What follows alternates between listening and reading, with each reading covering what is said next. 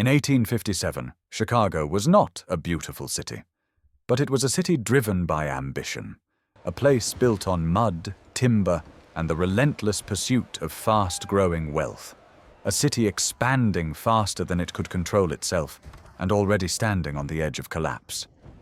Chicago had no skyline yet, no steel, no glass, no towering structures reaching for the sky. What it did have was speed, capital, and people. Through historical engravings, period maps, and advanced AI reconstruction, we can now return to Chicago as it once was, not through myth, but through streets, riverbanks, and everyday movement. Step into the year 1857 and begin a journey through a city standing at the threshold of transformation.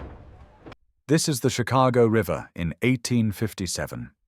You are standing at the water's edge, watching the slow, murky current cut through the heart of the city.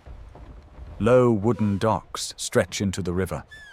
Boats loaded with grain, lumber, and salted meat arrive one after another.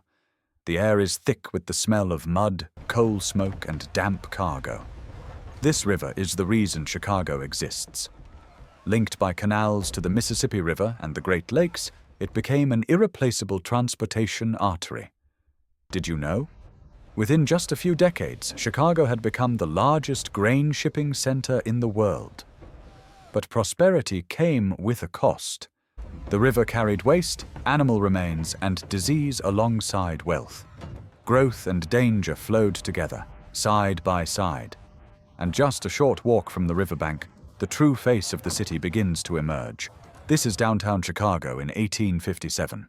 You are standing on a muddy street lined with low brick buildings packed tightly together. Horse-drawn wagons push through the sludge. Merchants shout. Laborers haul crates. New immigrants search for their first opportunity. Chicago was not built on stone or steel. It was built on belief in endless growth. Banks opened everywhere. Credit flowed easily. Speculation became routine. It's surprising, but the financial panic of 1857 caused numerous Chicago banks to collapse almost overnight.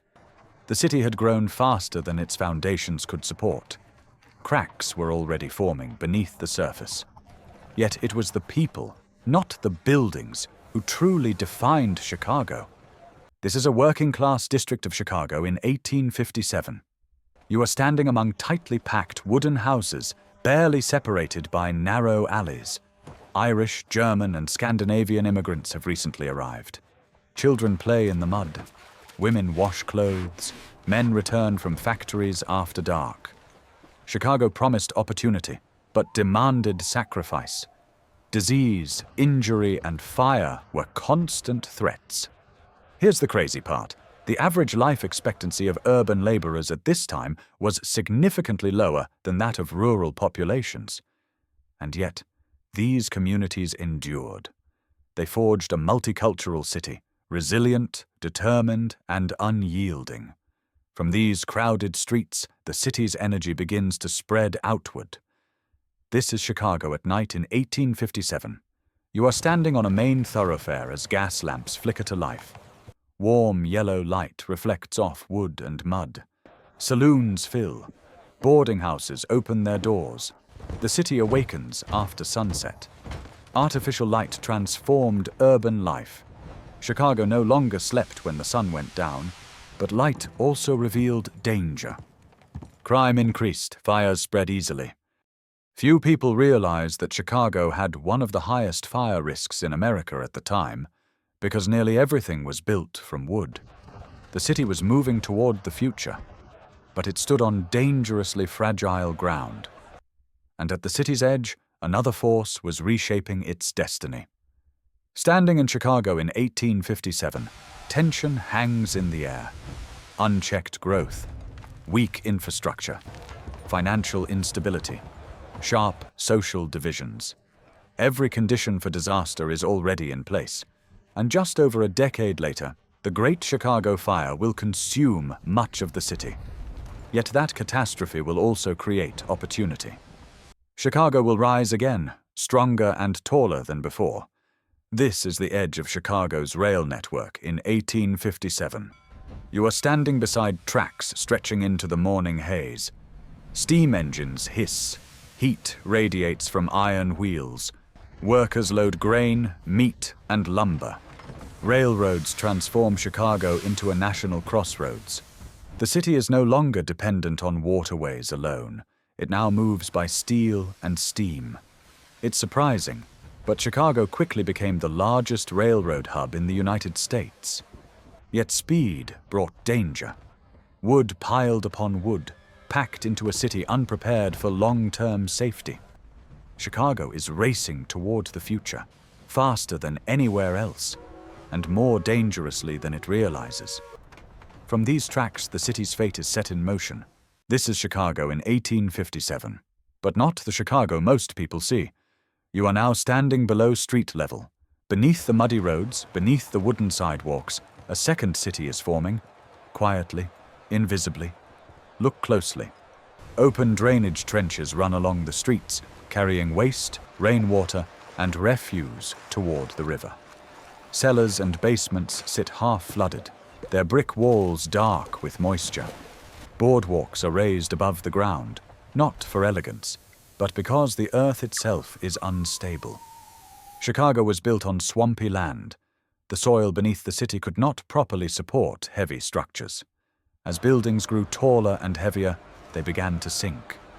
Here's the remarkable part. By the late 1850s, engineers were already discussing an unthinkable solution: raising the entire city upward. Not rebuilding, not relocating, but lifting Chicago itself. Over the next decades, entire blocks would be jacked up several feet into the air, buildings, streets, and all, while daily life continued underneath. In 1857, this future is not yet visible. But the signs are everywhere. Waterlogged foundations, rotting wooden supports, a city struggling against the ground it stands on. Chicago is not only growing outward and upward, it is preparing, unknowingly, to redefine urban engineering itself. The transformation of Chicago will not happen only in fire and steel. It will begin here, beneath the streets, where necessity forces innovation. And from this hidden underworld, a new kind of modern city will emerge. What you have just seen is Chicago before it became an icon. A young city filled with mistakes and immense ambition. Through AI and historical research, we can now revisit worlds that no longer exist, not to romanticize them, but to understand how modern civilization was built. Which city should we revive next?